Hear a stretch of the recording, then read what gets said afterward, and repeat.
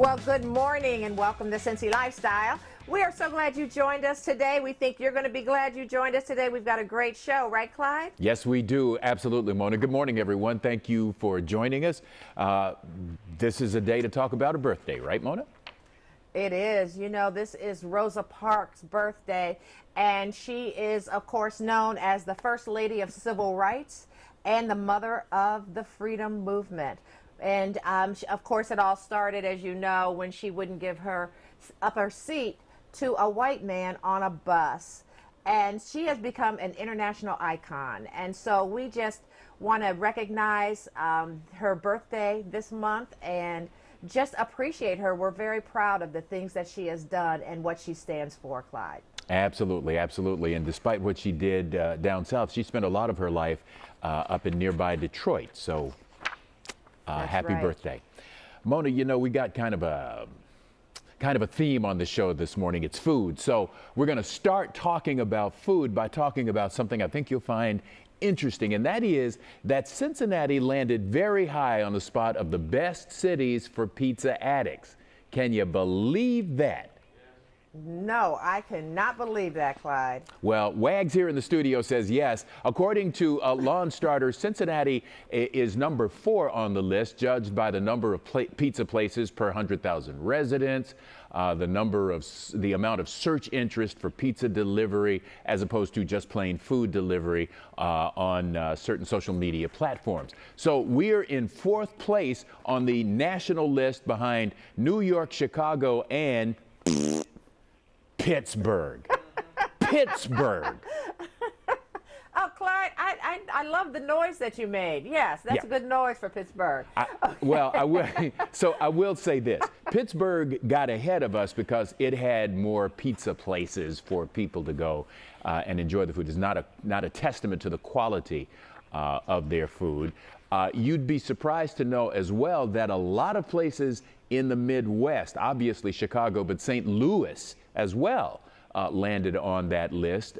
Columbus, Cleveland also landed on the list. So something's going on in the Midwest. Washington Post was trying to figure out what it was, but came to the conclusion that we don't know exactly why, but this may be pizza's time in the Midwest. Well, I am happy about that because I'm a pizza lover. I love our local brand, La Rosa's Pizza. That's a go-to for me. Their veggie pizza is really good. But, you know, there are some national brands that I love as well. So, Clyde, I love that we're known for our pizza. Yes, we are. And so let's stick with that theme today. We're going to be on this food theme, and we're going to introduce you to a Cincinnati business that will cater to your food needs. Yes, large or small, with fresh, healthy cuisines. Clyde? While traveling is still ill-advised, one way to take a trip is through food, and 2 women are taking people in Greater Cincinnati on the flavor vacation of a lifetime. And to tell us more, I want to welcome Katie Lindsay, one of the owners of 2 Women and an Oven. Katie, thanks so much for joining us today. It's my pleasure. So you're a graduate of Mortar. Tell us a little bit about how you got started with this business. Well, basically, I love to cook, and I get self-gratification for cooking for others and watching them experience and exploring and enjoying my food. Cooking is my passion. I used to be a nurse, and in the nursing profession, sometimes you get so busy, you can't cook or you can't go out and buy food to bring in. So I used to cook for my coworkers, and they used to tell me, Katie, you should explore that passion. And I told them, when I leave nursing, I'm going to become a caterer. And that's how I got started. All right. So you've got all kinds of delicious dishes that you make. What would you say your specialty is? Well, my specialty is whatever you want me to prepare. That'll be my specialty. But one of my specialty is a red wine braised beef and red wine sauce, some sauteed veggies, and nice Caesar salad. Oh, boy. But I do it all. Whatever you want, we can work together to make it happen. Okay, we can start right there where you left off. So in the process of doing all of this, though, you emphasize healthy, affordable, and locally grown. Why do you think that's so important? It's important because with my nursing background, I am an advocate of what you eat. You are what you eat, and people are living longer. And I just basically think that healthy eating equal, living long. And if you don't know what you're putting in your body, that can have a hindrance on your health. And if you eat a lot of unhealthy stuff, you open yourself up for cardiovascular disease, diabetes, some forms of cancer, and high blood pressure. So it's very important to know what you are, because like I said, you are what you eat. All right, so let's make sure people know how to connect with you if they want you to cater their next event, or just simply find out more information. How do they do that? Well, you can go and put me in the search engine under Two Women and an Oven. And I'm on Facebook. It's Two Women and an Oven. Okay. All right. We got it all. Katie, thank you so much for talking to us today. My pleasure, Clyde. All right. Well, as the saying goes, love overcomes all obstacles, including the COVID-19 pandemic. And to celebrate this, a local publication has highlighted about a dozen couples who have gotten creative when it comes to their nuptials. And to tell us more, I want to welcome Lauren Fisher from Cincinnati Magazine. Lauren, thank you so much for talking to us today. Good morning, Mona. Thanks so much for having me. Absolutely. Okay, this spread was obviously inspired by Valentine's Day. So tell us about some of the couples you're featuring. So the local love album in our February issue tells the stories of 10 local couples who capitalized on some of the latest trends when celebrating their weddings recently. So we really tried to feature a wide variety of couples, like Jamie and Andrew, for instance, who opted for a more unconventional, laid-back approach. They actually tied the knot in an old kind of industrial chic furniture factory and started the party immediately afterwards. We also talked to an equine veterinarian bride who arrived at her ceremony in a horse-drawn carriage. There's Amrita and Palak, who celebrated before the pandemic in a gorgeous ceremony that drew in friends and family from all over the world. Another one of our couples, Erica and Zachary, they turned the ballroom of the Hilton Netherland Plaza downtown into this gorgeous Van Gogh-inspired Starry Night celebration. And then there's Elizabeth and Nick, who actually met through a college golf team and ended up throwing a Masters-themed reception, complete with a green jacket for the groom. So there were really so many fun stories to tell in this month's issue. They really are. I mean, that is really creative. I like a lot of those great ideas. Did people have to get creative also with their wedding dresses? How were their dresses in the, because people always are interested in that. How were the dresses in the issue? The dresses were spectacular. You know, a lot of brides had to kind of work with what they had. Some brides opted for vintage dresses or ordered them in advance. But luckily, a lot of the couples that we featured in the local love album actually tied the knot prior to the pandemic. So we had the chance to feature some of the more traditional pre-COVID events and the dresses that you could get, you know, when the world was a little bit more normal. But some of our couples who got married this year really had to get creative with their celebrations. They sure did. Well, okay, another impressive story comes from bride Stephanie Hellman. Tell us more about her story. Oh, I love Stephanie's story. I think it's so special. So Stephanie Hellman's father, Chuck, is actually the owner of Hellman's Clothiers downtown. He's someone who's very well known in Cincinnati's fashion scene. You can typically find him designing menswear for professional athletes, Cincinnati CEOs, but when his daughter announced that she was getting married, Chuck decided that he was going to personally design all of the suits for the men of the wedding party from scratch himself. And that was a detail that made the day so special for Stephanie and her family. You know, for grooms these days, the pressure is on, and there are a lot of ways to get creative with menswear. You don't just have to rent a black tux and call it a day. All right, this seems like it's going to be it is a must-see issue. So tell people how they can pick up this Cincinnati Magazine and connect with you. Definitely. So if you want to read more about our lovely couples and maybe pick up a couple tips for how you can plan your perfect Cincinnati wedding, you can visit cincinnati-magazine.com now, or you can pick up your February issue at your local bookseller or grocery store today. All right, Lauren, this is really exciting. Thank you so much for sharing this with us. Of course. Thank you so much, Mona. As we said earlier, food is something of a theme today. Odds are you're not gonna make Kung Pao chicken for your family dinner tonight, then top it off with a chocolate chip banana bread for dessert.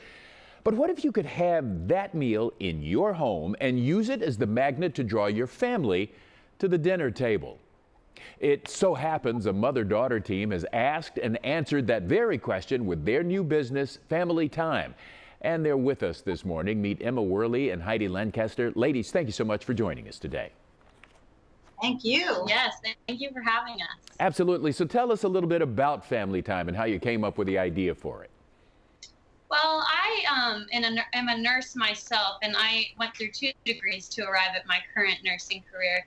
And during that time, I babysat a lot. So I saw a lot of 2 working parent families struggle to get dinner on the table for their family. And right around that time was when my mom actually decided to retire from her nursing career. And she's always been the best cook I've ever known. So I just said, why don't we start a business and give these people the gift of food? Well, that makes perfect sense. So walk us through the process of ordering and ultimately getting the food. Sure. You just go to our website. On our website, you can see kind of how our process works. We have our delivery days on Monday afternoons. In order to get a delivery on a Monday afternoon, we ask that our orders be submitted by midnight on Tuesdays. So there's about a 6-day lead time. You can choose a no commitment meal plan, or you can choose a weekly meal plan, just whatever works best for your family. Okay, so when it comes to you working in the kitchen and making these meals, what's your favorite dish? Oh, well, I would say I have 0% Italian in me, but I believe I'm Italian at heart. So I love to take sauce and cook it all day. So one of my favorites is bolognese, where I can kind of toast the spices, toast the tomato paste, get fresh herbs, especially in the summer, fresh tomatoes, and just let it go all day. And then it's just, that is what I love to do, kind of the low and slow kind of thing. See, I'm kind of like that too. Not Italian, but love Italian cooking anyway. So talk for a moment. Given that you talk a lot about family and families coming to the dinner table together, what's the best part about working with family? For me, I would say that we have each other's back all the time.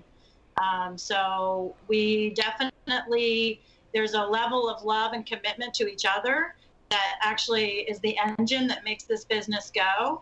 And additionally, for me, it's kind of selfish, but Emma works so hard outside of here at the hospital full time. So any chance I get to see her here is like a bonus for me. Aw, I think hearts are melting all over the tri-state. So let's help people connect with you. If people want to learn more or order from you, how do they go about doing that? You can visit our website at familythymekitchen.com, thyme like the herb. Our Instagram is at familythymekitchen, and our Facebook is the same. Okay, all right. Well, best of luck to you. We certainly do appreciate you taking time to talk to us today, and we hope things continue to go well for you. Thank you, Clyde. Have a good day. You too. Mona? Well, coming up here on Cincy Lifestyle, we've got an all-new curiosity that will have you over the moon. Yes, we'll learn more about the contributions made by scientist and Cincinnati son, George Carruthers. And don't forget, we want to hear from you. We want to spread some happiness the old-fashioned way and invite you to write us letters. That's right. If you write us between now and Friday, February 12th, just send a letter to Clyde, Allie, or me, and we promise we will get one back to you. The address is right there on the screen, so we look forward to hearing from you. Hey, I bought some new stationery, so write us. We'll be right back.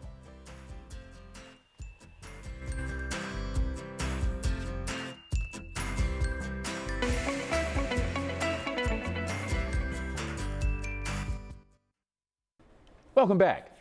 Nobody can blame you for thinking the late astronaut Neil Armstrong was Cincinnati's only connection to exploring the moon. His accomplishments were, after all, enormous.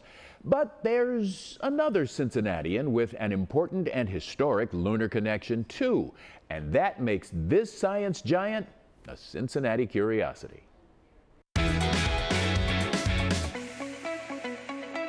There is today on the moon a monument to a Cincinnati scientist. The memorial is not terribly large, but it is covered in gold. It's called the Lunar Surface Ultraviolet Camera, the only astronomical observatory located on the moon, and it was designed by George R. Carruthers, who was born in Cincinnati in 1939. Throughout his childhood, George's family lived on Gilbert Avenue in Evanston, where George developed a fascination for science fiction and astronomy. He built his own telescope when he was just 10 years old, and he designed and flew model rockets. Although George's teachers thought his hobbies were impractical, his father, a civil engineer, encouraged his son's scientific interest. When George was just 12 years old, his father died, and his mother moved the family to Chicago. George's interest in astronomy and spaceflight flourished in the big city. He devoured all the science and science fiction books at the public library, earned multiple prizes in high school science fairs, hung out with the astronomers at the Adler Planetarium, and corresponded with NASA rocket scientist Dr. Wernher von Braun. Carruthers pursued his interest into college at the University of Illinois at Champaign-Urbana, where he earned a bachelor's degree in physics, a master's in nuclear engineering, and his doctorate in aeronautical and astronautical engineering, all before he was 25 years old. As an African American, Carruthers was in a distinct minority as an engineering student. After earning his PhD, Carruthers accepted a postdoctoral fellowship at the Naval Research Laboratory, worked there for 38 years. Carruthers became the world authority on the optics of ultraviolet light. For the Apollo 16 mission, he created the Lunar Surface Ultraviolet Camera that captured the first images of the Earth in ultraviolet light. He went on to provide instruments for Space Shuttle and Skylab missions. His instruments increased our understanding of the Earth's atmosphere and the nature of interstellar space. Carruthers helped create a program to allow high school students to work alongside scientists, preparing satellite experiments for orbit, and he promoted science education in the schools. For his accomplishments, Carruthers was awarded NASA's Exceptional Service Achievement Medal. In 2012, President Barack Obama personally conferred the National Medal of Technology and Innovation on Carruthers during a White House ceremony. George R. Carruthers died on December 26, 2020, after a long illness. His Lunar Surface Ultraviolet Camera remains in place in the Dakar Highlands on the moon. And to tell us more, I want to welcome the man behind these curiosities, Greg Hand. So, Greg, as a civil engineer, what sort of work did George's dad do? Okay, so look at the time period when George was born. This is in the late 1930s. And so this is immediately after the Great Flood of 1937. So almost immediately after the Great Flood of 1937, the Army Corps of Engineers brought in a bunch of civil engineers to study the watershed in the Cincinnati area. And so this is what George's father was working on. And it explains why he moved out to Milford, because this puts him closer to some of the civil engineering projects that were going on to decrease flooding in Cincinnati. So what is so special about ultraviolet light?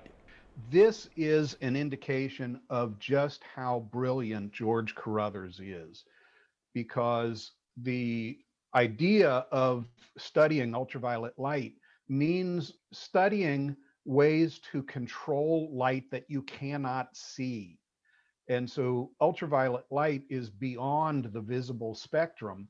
And his genius in designing instruments that detect and record ultraviolet light really opened up some very important questions, not only about the universe itself, particularly this question about the dispersal of hydrogen in interstellar space, but very much closer to home. His work had a lot to do with understanding how air pollution works through this study of ultraviolet light. Isn't spaceflight all about astronomy? How can Carruthers' camera be the only observatory on the moon? Now, this is something that you don't often think of. You know, we think of the moon as an astronomical object. So you go out at night and you see the moon and you get your binoculars and you get your telescopes and that sort of thing. But as we're sending astronauts actually to the moon, what they're doing is what we on Earth would have called geology. They're taking samples of the rock. They're trying to understand whether there's water, the type of minerals that are there. They're bringing back mineral specimens.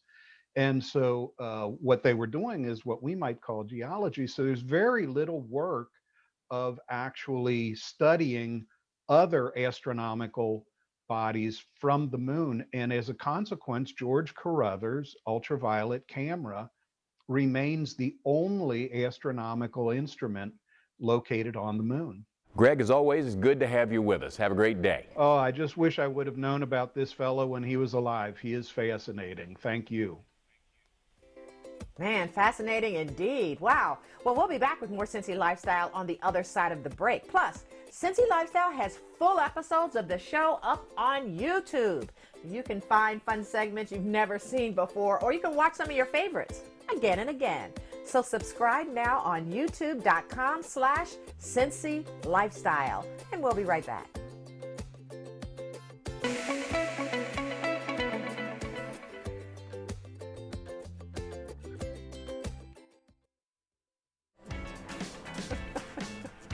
Well, here's the good news. We're going to warm up this afternoon to about 43. Rain moves in from 3 p.m. to midnight with a brief chance for snow overnight.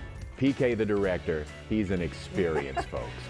He keeps us laughing, Clyde, but I'm telling you, this is nothing to laugh about. Tomorrow, we've got some comfort food on the show. Ooh. The woman behind Bonita's Southern-style sweet potato pie will be here, and you've got to check her out.